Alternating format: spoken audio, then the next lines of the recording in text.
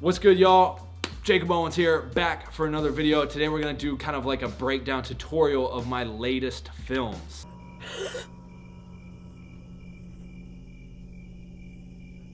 So I just released The Strangers, a fan film, and I'm releasing this other one, Make Out Massacre, and I've been getting a lot of questions into kind of the breakdown of those videos of how they were lit, how they were colored, a little bit of sound design. So I'm kind of gonna do a little tutorial today on a bunch of those different things. And I actually have for each one of those a 45 plus minutes in depth, like raw footage BTS. So it's basically like, it's kind of like a live stream, but condensed down to 45 minutes of the best behind the scenes parts, like you're physically there on set watching us make this movie. So those, I'll link that in the description below as well, because that's really cool, and I want to offer that more for people who want filmmaking and on-set experience but can't physically be there, and that's what this is basically like. It's basically like you're on set there with us. So there's that. I'm going to get into the breakdown of these videos, kind of like how we lit it, and some of my favorite lighting and shooting techniques, which we used in these films. So yeah, I'm just going to kind of go in, break it all down, and hopefully you guys will stick around and join me. So this scene right here, again, practical. The light, M18, way back there, you can kind of see it highlighting the trees, so it just doesn't seem completely just black outside. And then this was just a light that was in the kitchen, right here above the sink here, and we actually diffused it because it was a little harsh, a little strong. So we took some, I think it was a full grid, maybe half grid, not sure which grid, but we ran and taped some diffusion over the light on the roof, and that allowed to kind of soften that up a little bit so it wasn't as harsh. And then we did have a little light mat bouncing up into the ceiling as well, just to kind of fill out the room a little bit more. And then I will toggle on and off just the color, so you can kind of see there's raw, there's color. So not much to the color, just kind of crushed it a little bit, darkened it up a little bit, little more contrast, and boosted the highlights ever so slightly. Nothing too much though on the color. All right, so this outside scene was the most major setup, I would say, of the whole film. And so basically here, what we did, M18 off in the distance in the forest with the sodium vapor gel. In the original Strangers movie, they used sodium vapor color a lot. That's just kind of this orange yellow. Again, it was the M18 was daylight.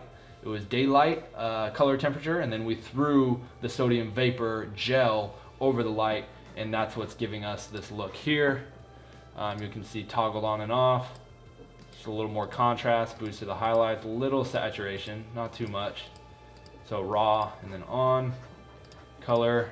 And then for color, I might as well just touch on that real quick. I didn't do too much, and I actually just used basically the very first LUT that's inside of Adobe Premiere, this Fuji Eterina 250D Fuji by Adobe. Threw that on there, and I took it down to, I always add it in the creative tab, so you can see here's the basic correction, but I add it in the creative tab because you can dial back the intensity.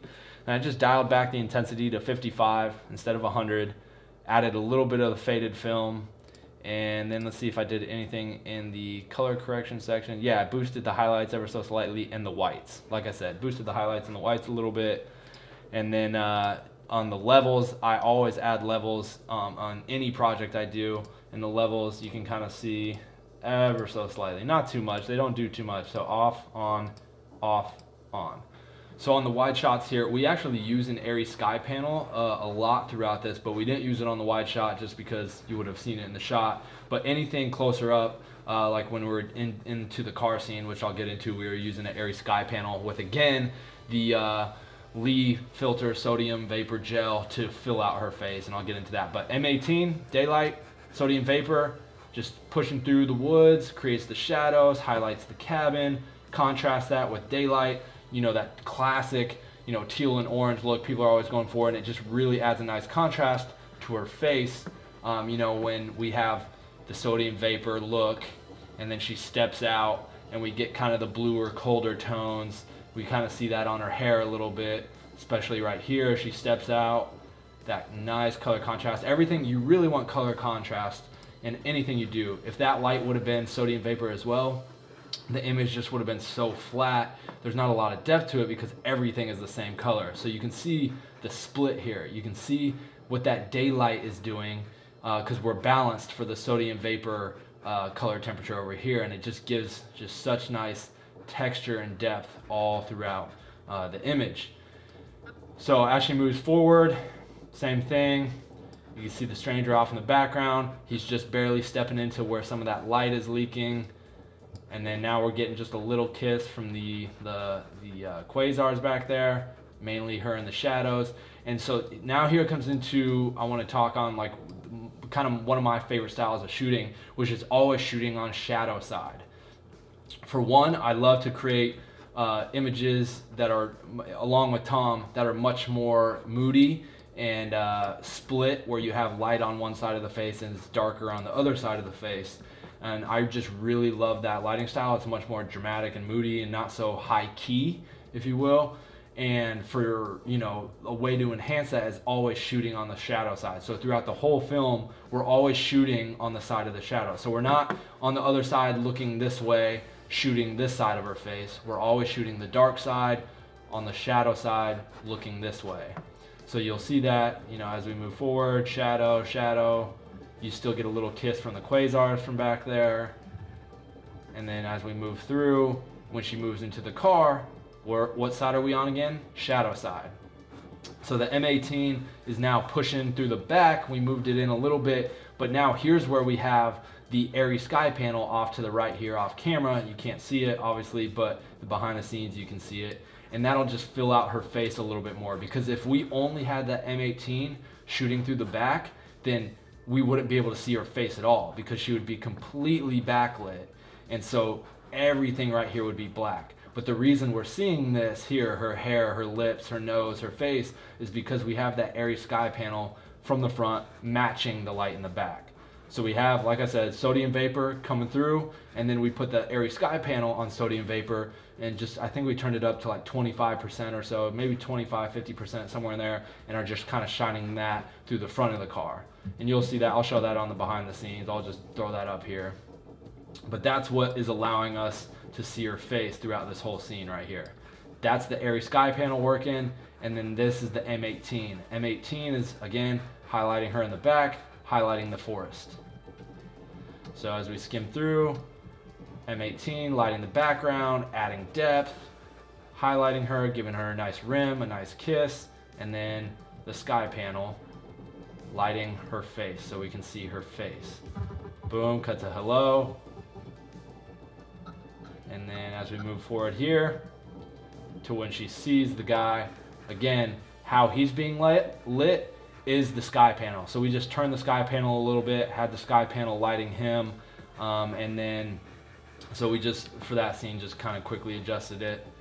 And now I'm just gonna kind of move into the next day, because that's the good majority of those scenes right there. So when we come into this next day, one of the key things we did, again, is shooting with that M18 through this big window, which you'll see right here. So we had an M18 pumping through this window, daylight. We had a little diffusion in front of it, half grid, kind of stopping it down a little bit so it was a little soft, it wasn't too hard. But that's coming through. We have a practical off in the background to add a little warmth, tungsten, a little warmth to the corner. You'll see that on the other side as well. So daylight pushing through, tungsten warmth to kind of, you know, warm up that.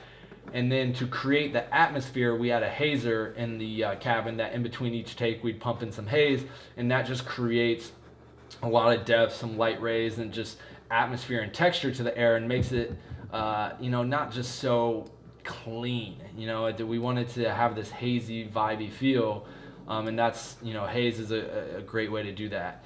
And again, same thing, shooting shadow side. We're on the shadow side here, on shadow side here. So always shooting on the shadow side, looking towards the side with the light. That's like one of my favorite things to do, and one of Tom's as well, and that's what will give you the most dramatic lighting.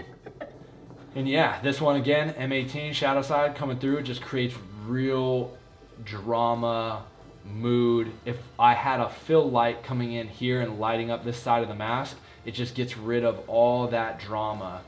So that's why I love to kind of shoot shadow side. Like I mentioned, I'm saying it over and over again, sorry if I'm getting annoying with it, but one key light coming in, not too much fill or barely any fill on the other side. And that's pretty much it for this one. So lighting wise, we used a couple of little quasars.